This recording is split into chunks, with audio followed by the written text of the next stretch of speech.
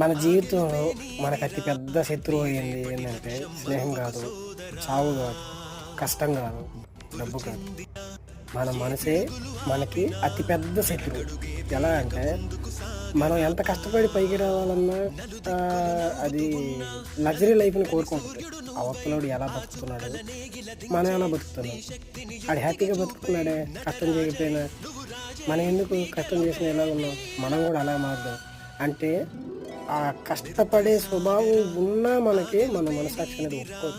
ఎలా అంటే వాడు బాగా బతుకుతున్నాడు కదా, మనకెందుకు కుదరదు, మనం ఎందుకు అంత కష్టపడాలి అని చెప్పి మన మనసే మనల్ని మారుస్తూ ఉంటుంది.